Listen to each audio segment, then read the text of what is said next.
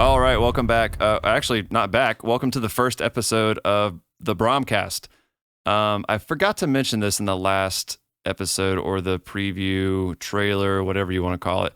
Another thing we changed is this new format, this new show is very off the cuff. So we're literally not going to do any editing. We're going to get every and huh and drink of water because this is meant to be just a laid back like conversation as if you guys were in our living room and we were just talking about cool stuff. So that's kind of what we're going for here. So if that's annoying, find a different podcast. Just kidding. Stay with us, please. But the last the last show was very edited. I spent a lot of time taking things out and trying to make it, basically an NPR style podcast, but I don't want to do that anymore. I like this casual format. What do you think, Alex? No, I love the casual format. My wife and I started another podcast, The Silver Scoop, where we talk just more things, general lifestyle, wellness, health, fitness. And that's the way we've been doing it. It's so much easier. It's more natural. I like it a lot. And really it's all about sustainability is like, if you can't keep up and produce episodes because it's too much, it's overwhelming, then there's really no point because you're not going to have much of a podcast. So I think this is a much better way to do it, and I just enjoy having regular conversations and that reflecting on the other side. I think people appreciate it too. Absolutely. Absolutely. Okay, cool. Well, the first topic, since this is so off the cuff, we just picked a topic and we're just going to run with it. We're just going to see where the conversation takes us. I don't have an outline. I just have a topic. And that topic is it bad that all song structures, at least in our genre, and this is in pop music too, but is it bad that most songs share the same structure and same arrangement? It's just the idea that nothing is new. Everybody's using the same chord combinations. Everybody's using the same arrangement, same structure, but it works. People love it. It's hard to argue with it. Of course, there are those that would say, well, that's not artistic. You're just copying. But, are you though? Because there's that whole famous quote, good artists copy, great artists steal. It's just concepts. You're just taking concepts from older work, repurposing it and making it your own thing.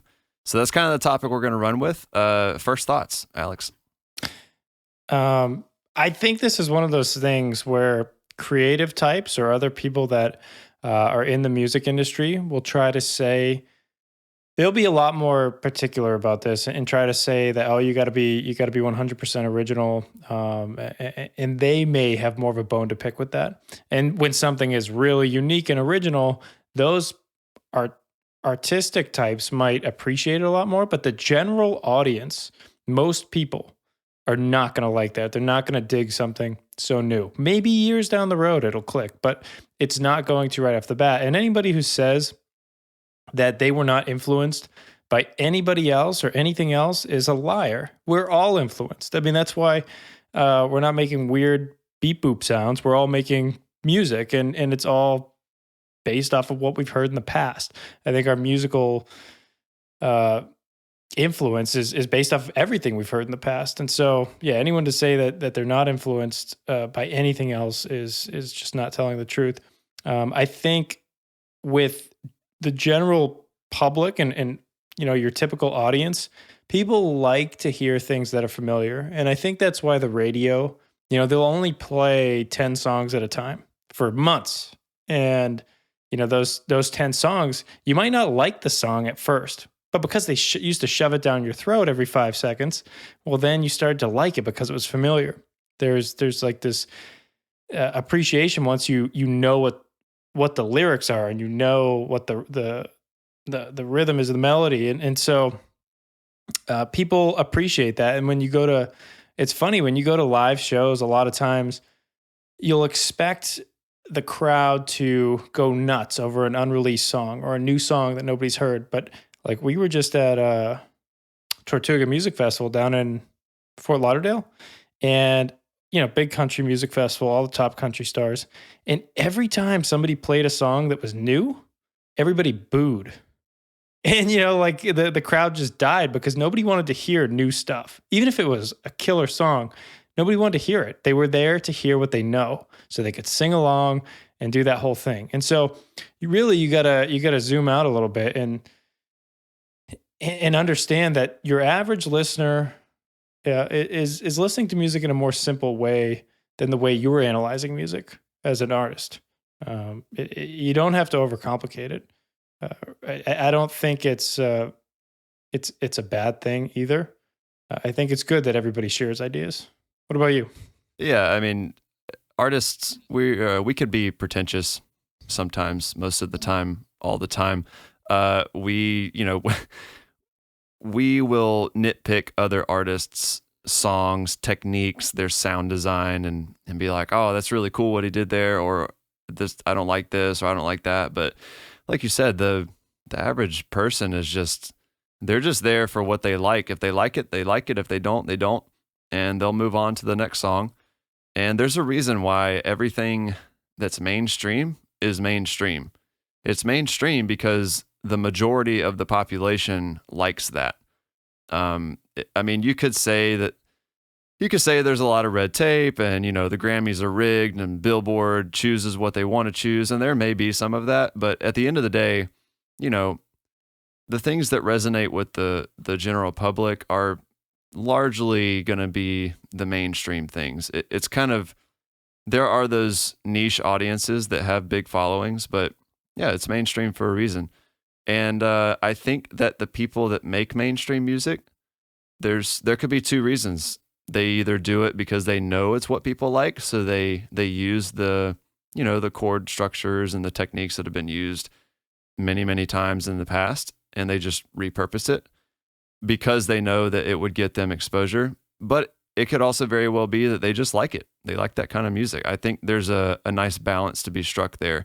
I don't think you have to be so, niche and so avant-garde that you actually lose people's interest because they don't share your technical interest in music and writing and things like that. But you also don't have to be so cookie cutter either. You can strike a balance between doing what people love, but also trying something new here and there and seeing how they react. But also at the end of the day, if you don't like it, you probably shouldn't release it. Like, you need to love it first, because if you don't love it, chances are other people aren't going to love it. So definitely release and create what you love, because that's just going to help you have a better life balance in general, and just make sure you're happy with your work. And then somebody's going to love it, regardless of whether or not it's new or avant-garde.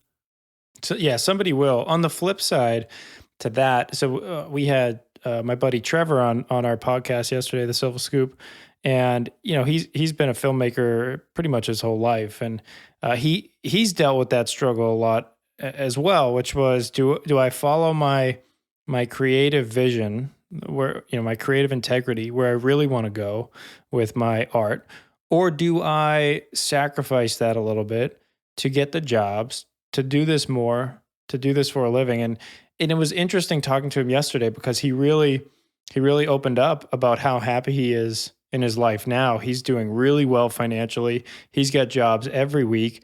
And he said, yeah, he's had to sacrifice a bit of that, that artistic vision of where he wanted to go. But he said he wouldn't change anything, because he's so happy that, he's doing what he loves. He still has creative direction in the jobs he does. And he's making a good living right now doing that. And that's, for him, that's a dream. He's just had to change his perspective on that a little bit. Doesn't mean he can't ever do the, those exact things he wants to do. But for now, this is really making the whole thing real, where, if you're doing only what you love, but you're not getting anywhere, and you're getting anxious about it because, you're putting so much pressure on yourself to do this exact thing in the name of art, then that might not be healthy. And it might actually make you more disappointed in what you should be loving.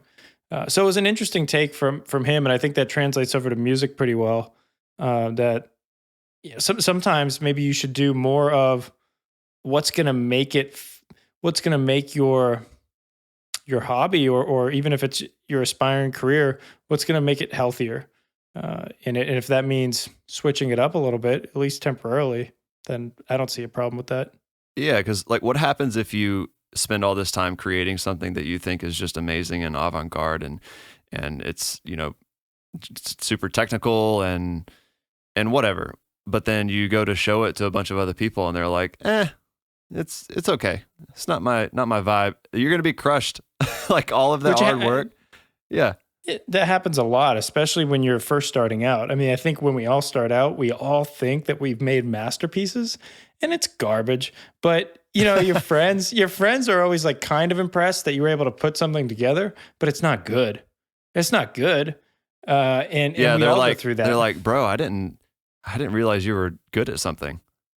Yeah, it requires some humbling in the beginning, and but you don't want to think that everything you make is trash either, because then that's not healthy, and you're not going to want to make anything.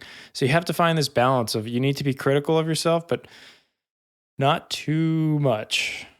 Yeah, because we're definitely our own worst enemies. And you brought up a good point with the Trevor example.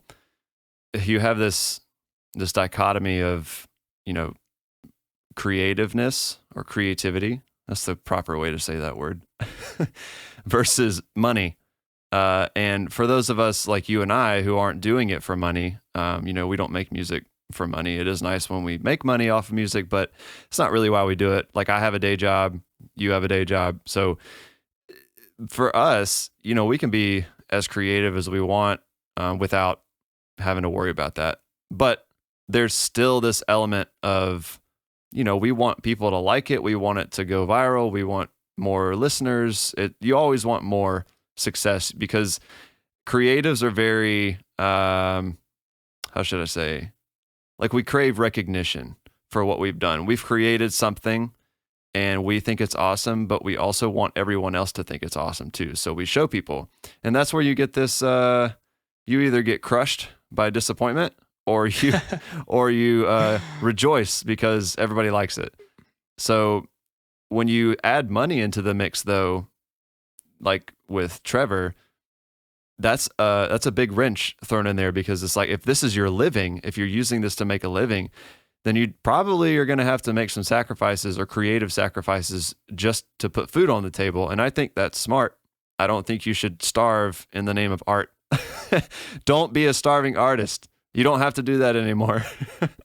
Yeah, I mean, it was just interesting, because for years we used to talk, and he was always more rigid on I want to follow my artistic vision. But I don't think he was really all that happy, because there was so much pressure. He was putting so much pressure on himself to be successful in this thing, that, like, what levels of success would you have to get to with that just to be able to pay the bills? Really high. So this takes all that stress off and all that pressure off, and allows him to start living a good, a good life, where he's not under stress all the time, and he can start to think more about those end goals of where he wants to take it. And he said, like, if he's doing this for the rest of his life, he would be happy. Like, he has no hesitations about if this is what he's going to do, because it is doing so well for him, and it's satisfying that fulfillment that he needs. I don't know if we could say the same thing with music, but but then again, like, let's say we were making some cookie cutter stuff, and we were going viral, we were on all the playlists, we were getting so much positive feedback. I think that as well would kind of, like, make you feel pretty good, to the point where you start to let that artistic vision slip a little. Yeah. I mean, that's definitely enough. That recognition, it's almost like a drug. You get a high from it, and then, you need more of it. So I think that, and also when they, let's say, you get listeners rolling in, you make a cookie cutter song or whatever. After doing several cookie cutter songs and developing a following, you're going to get bored. And that's where that creativity starts to come in and change things up a bit. And some of your followers will like that. Some of them won't, but that's okay, because you already have established this large following. So you can afford that flexibility. And also at the end of the day, you're the artist, do whatever you want. But I just wanted to say that Trevor has become an official case study for this episode. So we'll have to tell him about it. But also, we should probably give him a shout out his business. You want to tell everybody like his name, his business and stuff so they can go find him? Yeah, Trevor's my buddy here in Jacksonville, Florida. He runs Cantwell Creative Media. They do a lot of commercial work. He did one of my music videos when I was doing the Silva project. He's super talented, super genuine guy. He's so busy. He was telling us yesterday he's turning down jobs left and right because he can't really keep up with the demand.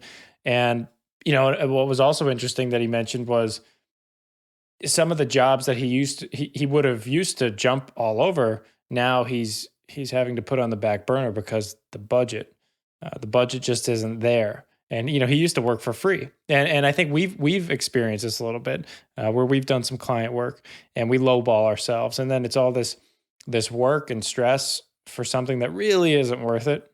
But we want we want the work. So that was interesting and encouraging, it kind of inspiring. But super talented guy, and he's got loads of stuff online if you want to check him out. Yeah, go find him on Instagram, Cantwell Creative Media. And in case you missed it, Alex is actually on another podcast called The Silva Scoop, as in a scoop of your favorite protein powder. Savannah's been asking everybody at the end of the episode, what's your favorite type of ice cream? So she's thinking about ice cream scoops. I like that better. That actually works. But what if you had ice cream flavored protein? I kind of do. I have a chocolate peanut butter flavored protein, and that thing is like a dessert every night. I look forward to it. Oh, that's great. I'm gonna have to give me. I'll send you the Amazon link. Yeah, because looking forward to drinking protein or eating protein that's great. That's a life changer. Yeah, it's okay. I mean, we're getting side railed here. Yeah, that's okay. See, this is why I like this format. But I don't think that it's a bad thing for song structures to be used over and over again. I don't think it's bad that nothing is new, and that really it's unavoidable, to be honest. It's hard to create something when you have thousands of years of human history that came before you. So you can't really be, completely new because we came late to the game. But I think that that's fine, because think about what this gives us. This gives us a lot to do. Like, we have a lot to work with. There are so many well-defined rhythms, melodies that we can use and know that they work together. So it makes our workflow more efficient. Speaking of efficient workflow, I was just making templates for Alex and I in our music project. I was making some templates yesterday, and I was just going through and analyzing songs in our genre or subgenre for those who are in the electronic community and know that we have like 350,000 subgenres of EDM. I was analyzing songs in our subgenre and just seeing what rhythms they're using, and there are a lot of common denominators. So basically, how that helps us in workflow efficiency is we can build a template rhythm, and if we want to change it, here and there, little hits, move some drum hits around, just to be a little different and not so copycat, then we can do that. But the bulk of the work has already been done. We just drag it in the project. Boom, we have a rhythm ready to go that we know is already successful, and it's already what people vibe with. So I think that's a huge help. I actually think it's a benefit that things are so repetitive, because it helps creators create faster and more efficient, but that way they can focus more on the little parts that they want to put their own influence on. Yeah. And that reminds me, I'm going to bring up yesterday's podcast again with Trevor. But we were talking about, I actually brought up what me and you were talking about with narrowing down what sounds we're going to use or what presets we're going to use, what samples we're going to use, just to make our workflow easier. We can always sub things out later, but just for efficiency purposes, let's just narrow down our options. And we all suffer from analysis paralysis. And I think when you open up a blank project and you're just staring at it, and you know that every single aspect of this, you have thousands and thousands of different routes you can take, it's overwhelming. And so Trevor brought up a story when he was a kid. He used to love weeding his yard, I guess, which is odd. I thought you were about to say you used to love weed as a kid. I was like, nope. Wow. Not this Trevor. So he would weed. It's a different Trevor. He would weed his yard. And sometimes it was like so crazy to look at all the weeds. He would take a hula hoop out of his garage and he would go and he would put it on a piece of, part of his lawn. And only within that hula hoop would he pull out the weeds. And then he got to look at that hula hoop ring of just, a weedless lawn, and it brought him a lot of satisfaction. And then he could move the hula hoop to another area. But it's a great analogy with everything, especially with music, because you can use that hula hoop limitation, basically, like create limitations for yourself and then complete what's within those man-made walls you pretty much put up for yourself. Complete that and then move on to the next thing. And it makes it a lot less overwhelming, and you can work through projects a lot quicker. And I think that's something we're working on right now. So basically what you're saying is Trevor created crop circles in his lawn. Yeah, those crop circles are all Trevor. That's where he's been going. He's been going out west and making crop circles, frustrating the government. Yeah, no, I totally agree. It can be daunting to start. Well, it's always daunting. It's daunting and exciting to start with a blank slate project, but you should never try to accomplish the big picture. Like you shouldn't try to do the whole thing. I'm gonna try to explain this as best I can. You should keep the end result, the big picture that you want in mind, so that you're always striving towards something. But when it comes to actually getting in there and getting each piece done, it can be really stressful to have that looming over your head. It's much more efficient to focus on the steps, the small steps. And this is all about enjoying the journey, enjoying the process, even though sometimes the process can be really frustrating. But it's those little victories along the way in the project that keep you going and keep the momentum going so that you can eventually reach that end point. Otherwise, you could hit burnout and no longer excited about the project. That's a terrible place to be in. And then you just have to push past that and find something that can spark that excitement again. Yeah, and it's about sustainability. So you want to have a sustainable habit of making music and working on it. And it can only be sustainable if you enjoy it. And you have to enjoy the process. There's this Alan Watts quote that I love where he's talking more about life, like life is a dance. But what's the point of a dance? You're not racing through it. That would be silly. The point of the dance is to enjoy the dance. You don't want to race to the end. And he talks about a conductor's not trying to get his orchestra to play the quickest. You're not racing to the end. It's to enjoy the whole experience. And it applies to music. Like, enjoy the process. You should really enjoy the process, because if you don't and you're just racing towards this end product, you're going to dread every time you do have to open up a new project. You're not going to look forward to it, and you'll burn out real quick, especially if your music isn't successful at first. Yeah, because then you don't have that back end praise from other people to lift you back up after. I remember when we were working on Whispers, which is probably our most successful track to date, even though we have only 3 tracks. We won't talk about the fact that we only have 3 tracks right now. We got more coming. Don't worry. I'm working on that. But Whispers, it took us forever to finish that song. Now, granted, it was our first time working together and collaborating at the time. So there was that. We were trying to work out how we were going to, the workflow, the kinks, and all that. But yeah, it took forever. Thankfully, it got good reception because that it was rough getting through a few patches because we just couldn't decide on what direction we wanted to take the track. And really, it wasn't any disagreement between Alex and I. It was just the creative process and how it can bog you down at certain points. So that's why it's one of the big reasons why we are creating these templates to try and make our workflow faster. Because if you can knock out, I mean, there's some basic elements to every EDM song in a certain subgenre, basic elements that are always there. And they may be tweaked from song to song, but if we're being honest with each other, they all sound the same when you strip it down to rhythms and melodies. Or maybe not so much melodies, but even, I mean, you could find some melodies that sound similar. Oh yeah. But most rhythms songs are in the especially. same key, maybe 2 or 3 different keys. Everybody Yeah. follows the same pattern. Yeah, for sure. And rhythms for sure, though, especially in EDM, because they're pretty. The bass rhythm is pretty simple.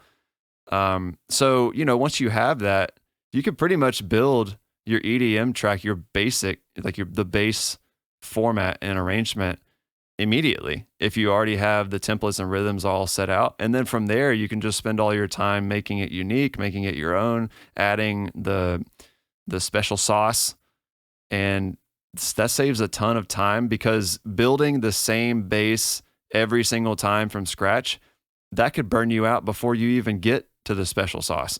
And then your special sauce is weak sauce because you don't have any energy to put towards it. Yeah. Yeah, like why when you're writing the track initially, why spend all that time trying to make a new preset? I mean, sometimes in very rare cases, it's necessary to where that whatever the sound is that you're working on is just such a game changer and it's so unique that it actually does change the way you would write, let's say, the melody or the lead that sits on top. But if it's not, just pick something. Don't waste time fiddling around with all those knobs and twisty turnies. Just start writing something before you get tired and burnt out. Because I do think, although we're talking about enjoying the process, I think you do need to have a sense of, I don't want to say urgency, but you do need to have a sense of time, because if you sit on something for too long and you just bumble around a track, eventually you're going to get sick of it. That's just human nature. Yeah, you get sick of any song, but especially your own. You'll get sick of something that you've been working on. If you're not wrapping it up, you're gonna get pretty tired of it. Set yourself a deadline and try your best to stick to it, and also finish the song. Like, it's okay if you don't finish stuff, but at least go back and revisit it and try to finish stuff, because if you just keep creating, and this is not just music, this goes for, anything, goes for filmmaking, goes for whatever. If you just keep starting stuff and you have this large folder of started projects, that can end up being discouraging. Not only that, but then you could get paralysis, or what is it? Analysis paralysis, or just the paradox of choice. Like, you go back in there and you have hundreds of things to choose from, don't know where to go. So like, finish a track, get it out. Also, if you finish something, then you can show the public, then you get good feedback, even if it's bad. It's actually, especially if it's bad, because then you know what to fix and you know what people like, what people don't like, and you can balance that with what you like and what you don't like. So yeah, I think that's good. What Yeah, oh, go ahead. I was going to say, I think the more repetitions you have at completing songs, the better you get and the more confident you get at going into a project and being able to complete it. Like, you can see the finish line. You're familiar with what it feels like to be close. And when you know what that feels like, it's easier to push through and just keep finishing it. And the more repetitions you have completing songs, the easier it is. Yeah. So what are some cons? There's got to be some cons. There's pros and cons to everything. So what would you say?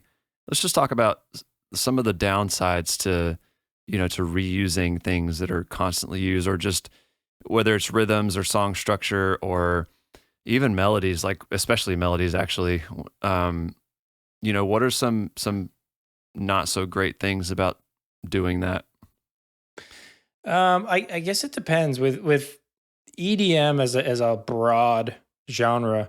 It's interesting to watch how it's been playing out because yeah, some subgenres, I would say the more unique subgenres phase out much quicker than the more general music subgenres. So like think back to 2008, 2009, 10, 11, that kind of dubstep that first hit the scene with like early Skrillex and Flux Pavilion, stuff like that. It was very unique. People loved it, but it was like if you listen to it now, you're like, oh, gross.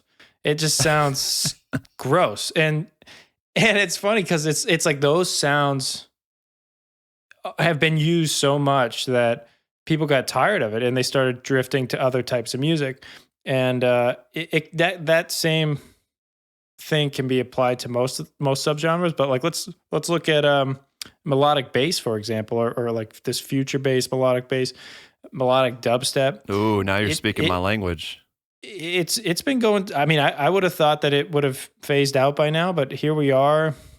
Gosh, like 7 years later, and it's just as popular as ever. So I would say, to add to that, I would say that one of the reasons for that is largely due to artists like Illenium, who have taken that genre and made it more mainstream. It's like crossing over into pop, and because pop is the most popular form of music, other than maybe I have a lot of people that would argue country is pretty popular, at least in the States. But yeah, crossing over into another main huge genre, I think that's helped melodic bass, melodic dubstep a lot, because you have songs that are less melodic dubstep and more like EDM pop. I know that Illenium has made that transition over the years from his first album to now. It's definitely moved away from that Seven Lions feel to more EDM pop, which is totally, I mean, I'm here for it. It's totally fine with me. I actually like it when artists go different directions because it gets old after a while. So it's nice to see them take their creative direction in a different direction. Yeah, and I think that the more like we were saying, the more general, like the closer you can get to like timeless good listening music, the longer it'll last. And I think that people like Illenium have been driving their music towards a more broad and generally accepted type of music, which more people can listen to and enjoy. Like I think my parents could listen to an Illenium song and understand and appreciate, or at least understand how others like the music.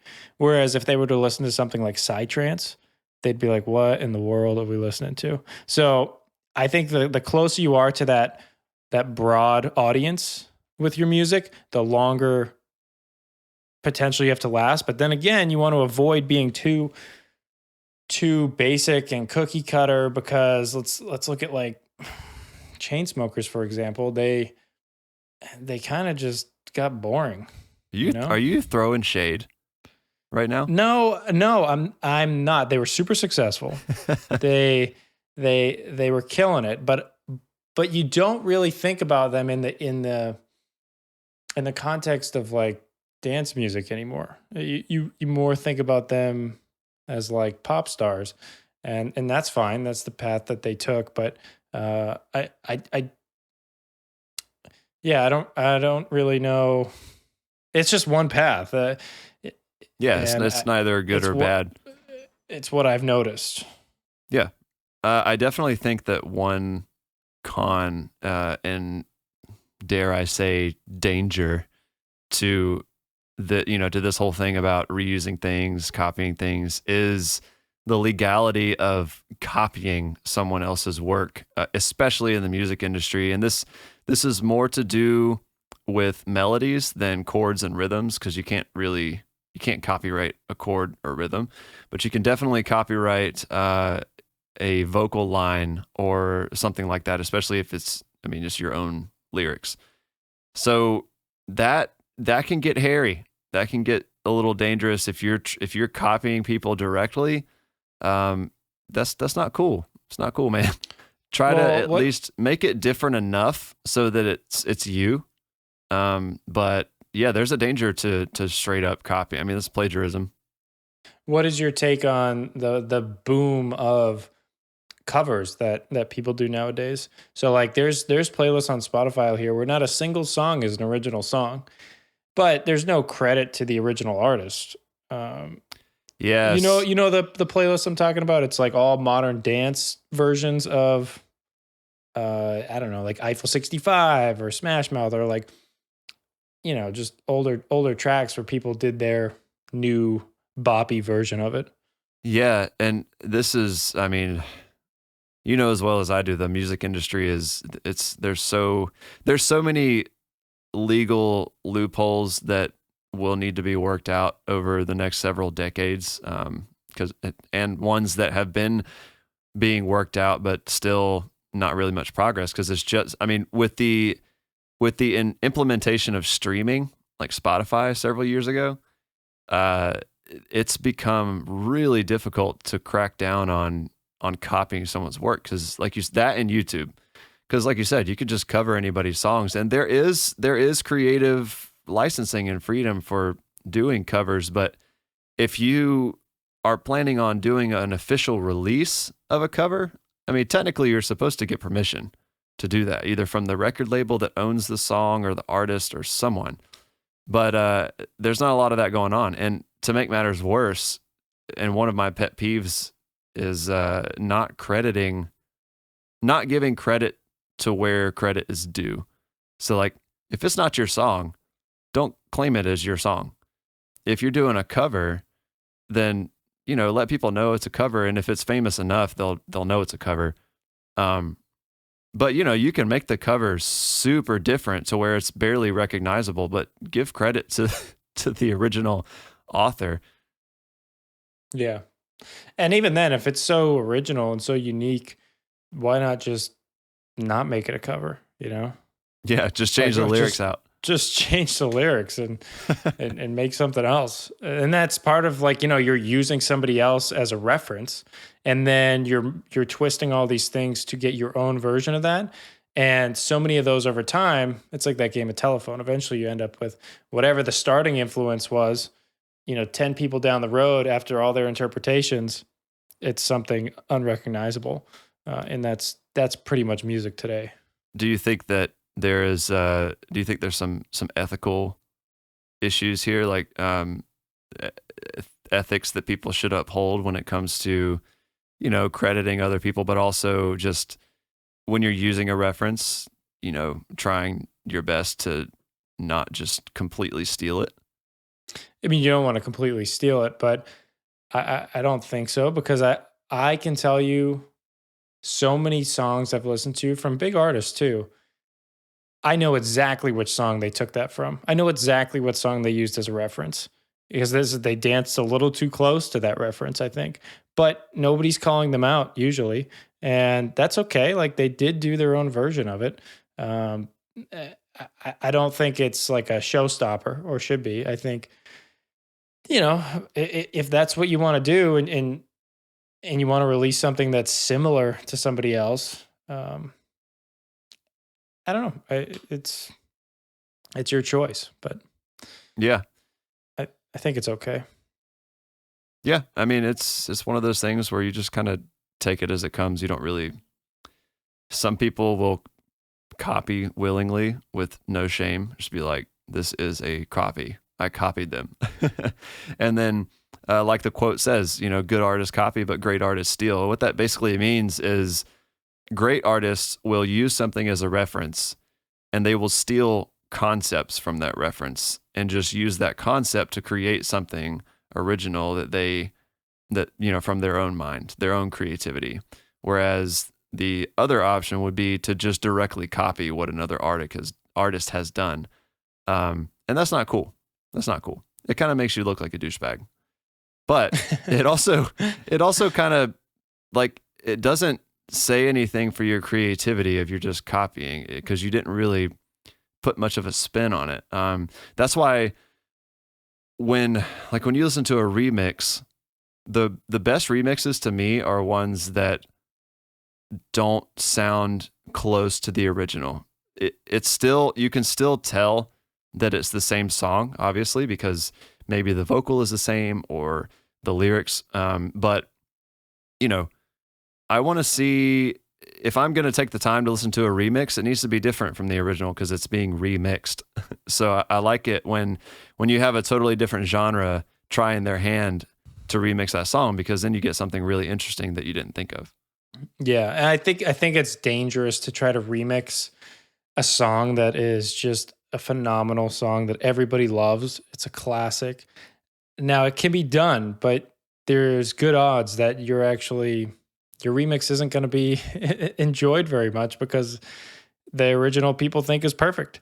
Now on the flip side, if you take a song that's good, but it's not amazing, it's not people's favorite, I think you have potential there to turn it into something that people might really love.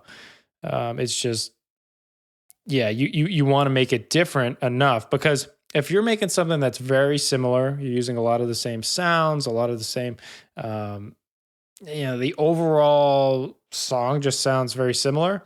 You might as well not even remix. That's my take on it, at least, because how I feel as a listener when I hear remixes that follow the original too closely, it feels like a waste. Yeah, for sure. And then on the flip side, if you change it too much to where it's not recognizable, then it's like, that might actually be not bad, because maybe they're like, wow, this is amazing. I like this better than the original.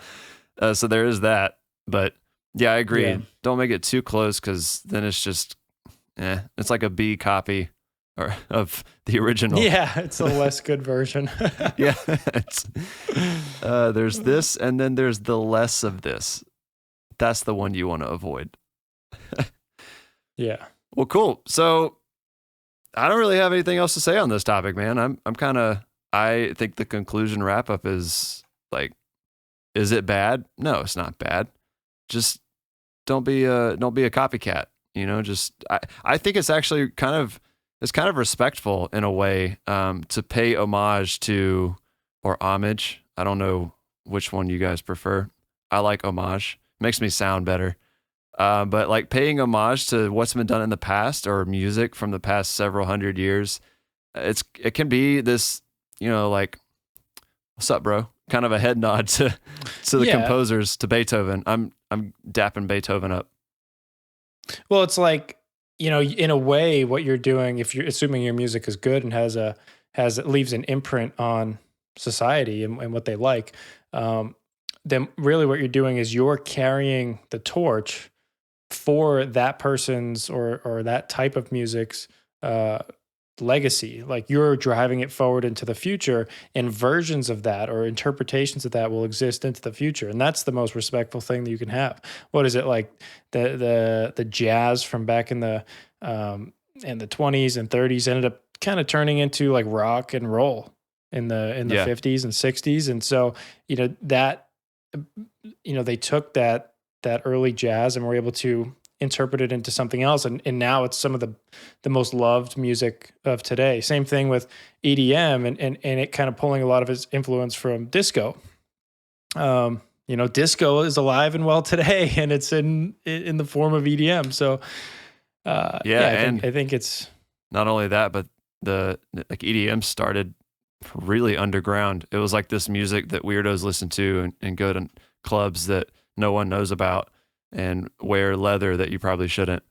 And so like it comes out of that, and then it starts to infuse with, it comes from disco, but then it started to infuse more with pop and other genres, and it's just kind of become its own thing. And then, of course, you mentioned earlier, you had that wave of dubstep, which is like a far more technical sound design heavy version of EDM. And then now it's kind of, the pendulum has swung back to the middle to be a little more melodic, but you have those heavy technical breakdowns now in those melodic songs. So it's kind of balancing itself out, but there's been this major influence from pop. And I think that's been for the better. Just me personally, my own music taste. I think I like it better because I like more melodic stuff. I wouldn't classify myself as a bass head by any means.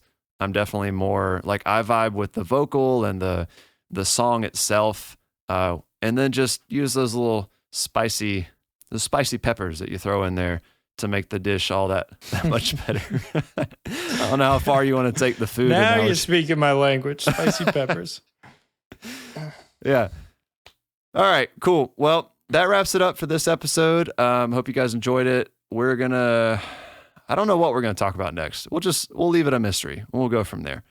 So from me to Alex to you to your friends, spread the word, tell them about the BRAAMCAST and how great it is. And if you didn't like it, just don't tell anybody. Just don't tell anybody you didn't like it. Yeah, and we'll try to start, improving our output and how many episodes you see popping up. Hopefully, it's more than once a month, but we'll just see how it goes. Maybe we'll surprise you with some surprise episodes. Yeah, for sure. And I'll link to Trevor's business. I'll link to the Silva Scoop. I'll put all the links for you guys in the description so you can check out everything that we talked about in the podcast.